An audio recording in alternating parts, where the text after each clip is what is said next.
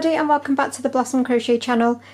I was recently making all different types of flowers, as you can see here, to be used as little embellishments on a scarf, and I loved all of these, but they're all quite big ones, so I really wanted some teeny tiny ones, and so that is what we have got here. We've got some little mini flowers which are really sweet.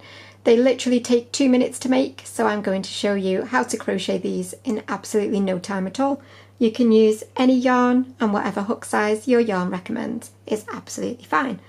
So we've got our big flowers, and we're going to learn how to make some teeny tiny flowers. So you'll be starting with your slip knot on your hook, and you're going to chain 3.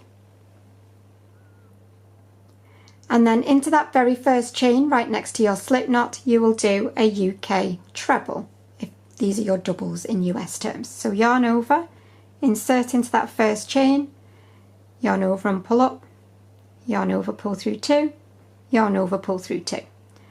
You'll do another UK treble into the same chain.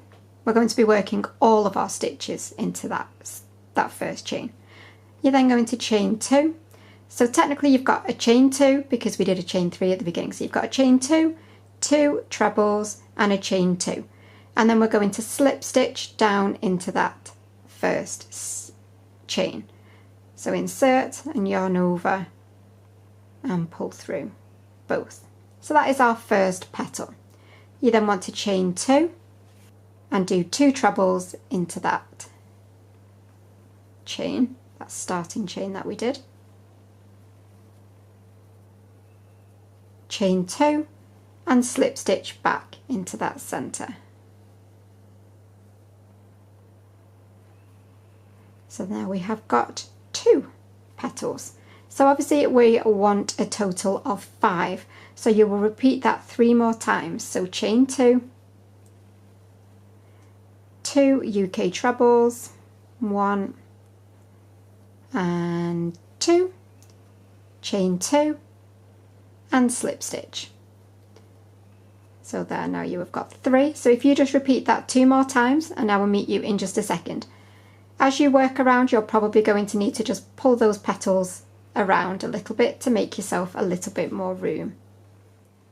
I've got my 5 petals, I've done my final chain 2, and you're going to just slip stitch 1 final time